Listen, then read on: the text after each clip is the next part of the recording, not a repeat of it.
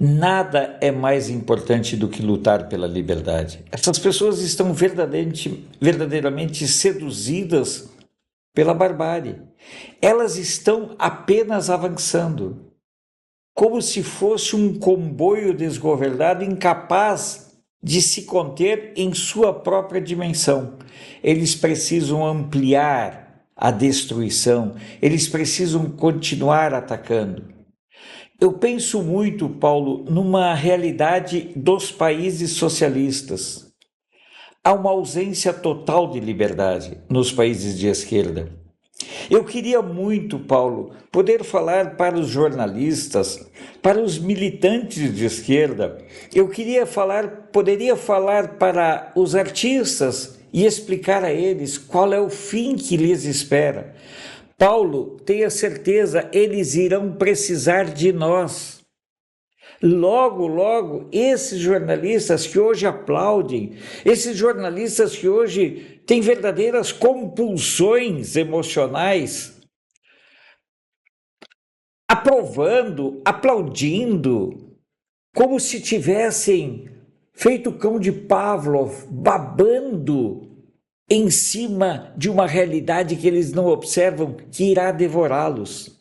Esses caras, Paulo, artistas, jornalistas, formadores de opinião, terão que recorrer a nós para que lá no futuro, em breve, eles possam voltar a ter voz. Eu queria poder dizer para essas pessoas, Paulo, que você se apegar a tiranos não o torna tirano, apenas o torna vassalo de um tirano. E quando houver a debacle do sistema que eles pensam indestrutível, todos eles cairão. Esse é um quadro que eu queria poder, Paulo, dizer para os meus amigos jornalistas: espera aí, por que você odeia a liberdade?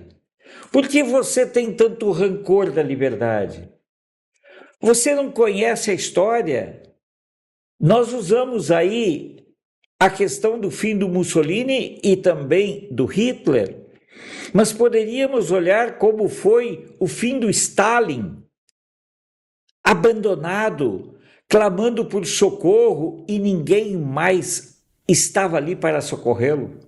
O que eu vejo, Paulo, é que essas pessoas não têm capacidade de entender. Só para terminar, quantos dos nossos net-espectadores, quantos dos jornalistas da esquerda brasileira sabem que, por exemplo, num país pequeno como a Nicarágua, existem cerca de 300 jornalistas no exílio? Eu queria que as pessoas entendessem. Esses que hoje comemoram, amanhã irão chorar e virão até nós pedindo que nós os libertemos da tirania que hoje os atrai tanto ao ponto de torná-los vassalos. A ignorância deles é tanta, Alfredo, que chega ao ponto de ofuscá-los, ao ponto de não conseguirem enxergar o que vai acontecer pela frente. E aí chegam a dizer que, quando esse dia chegar, nós veremos o que faremos, como se houvesse uma solução pronta, que estivesse na prateleira, que era só chegar lá e sacar e colocar em prática. Não é assim. Todos esses tiranos que mencionamos aqui começaram com essa mesma ideia de igualdade social, maior justiça trabalhista, defesa da democracia. Tanto eram que se confundiam como instrumentos de direita conservadora. E tudo não passou de um fascismo, de uma ilusão criada exatamente como nós estamos vendo acontecer hoje, não só no Brasil, mas como na América Latina, aonde existem ainda esses governos de esquerda. E você veja que no Brasil, quando o chefe do executivo fala querem acabar com a democracia, na verdade ele quer dizer querem acabar com o meu governo, porque ele entende que democracia é o governo dele. Ele não percebeu que o Brasil vive a democracia, porque se ele está no governo há 3 anos, já no mandato de 4, É porque a democracia permitiu isso. Aos trancos e barrancos, mas a democracia permitiu isso. Então, ele é fruto do que ele mesmo chama de democracia, mas não permite a ele se apossar do termo democracia, como se o governo dele fosse a própria democracia, ao ponto dele dizer que não vai passar a presidência para esse bando de malucos. O que hoje, nós vamos falar um pouquinho mais na frente, no Chile, ele chamou de direita extremista, né? Que o mundo está se voltando para uma direita extremista e que deve-se ter cuidado com isso. Bobagem. Bobagem. O mundo está se voltando para a verdadeira democracia.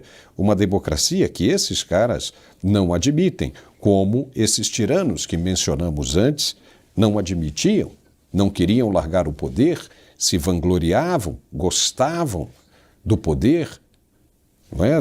Do ego inflado a todo momento, e esse tipo de coisa vinha acontecendo. O ponto 2, que eu chamo a atenção para isso que você está se referindo, Alfredo, é que esses jornalistas que defendem esse processo de tirania, na verdade, eles sempre foram assim.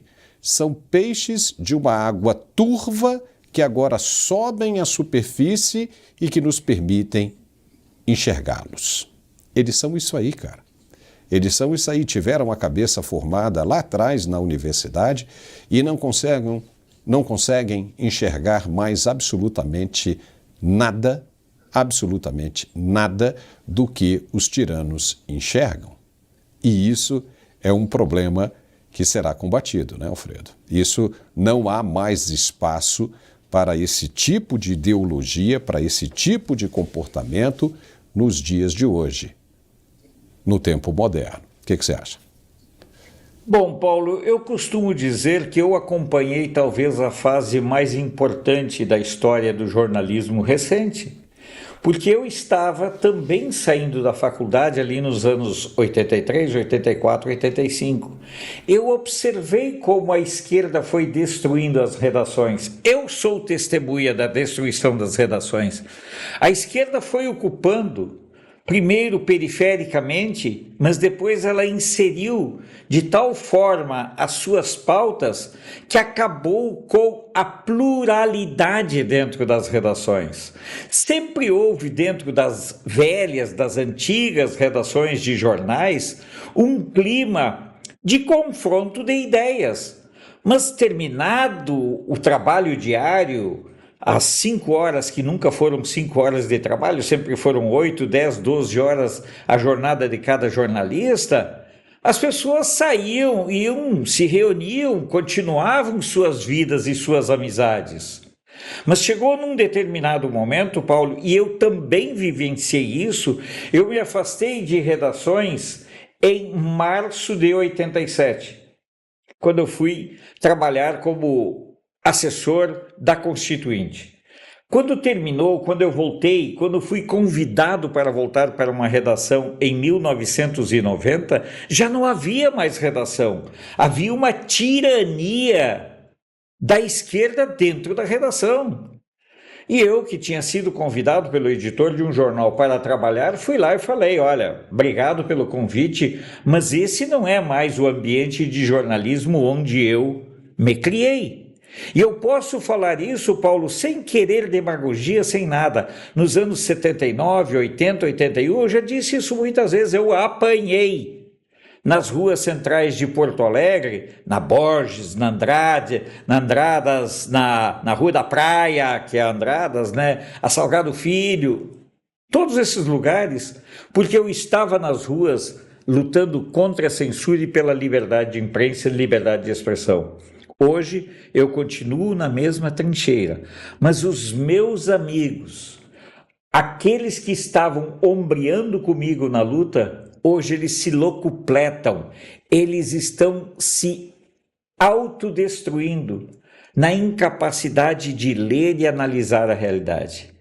Os jornalistas tornaram-se apenas e tão somente serviçais da opressão. Eles se transformaram em legitimadores, Paulo, do arbítrio. Eles sentem prazer no papel de porta-vozes do caos. Há um sentimento de prazer mórbido e assustador em quem está comemorando a morte da liberdade sem saber que essa morte da liberdade o mortifica também. Não existe imprensa sem liberdade, não existe vida sem liberdade, não existe progresso humano sem liberdade, não existe nada sem liberdade. Sabe qual é o maior problema que eu vejo da elite brasileira, da elite dirigente? Eles odeiam a liberdade. E o Lula da Silva transformou o Brasil num grande sindicato. Paulo, a forma, você, na sua experiência, na sua vivência, você conhece como funcionam os sindicatos no Brasil e os sindicatos nos Estados Unidos. Teve um dirigente sindical no Brasil, e eu posso citar o nome porque é verdadeiro, o Calixto da CNTI, Confederação Nacional dos Trabalhadores da Indústria, ele ficou 40 anos no comando da confederação. Esse é o sonho de todo sindicalista, perpetuar-se no poder.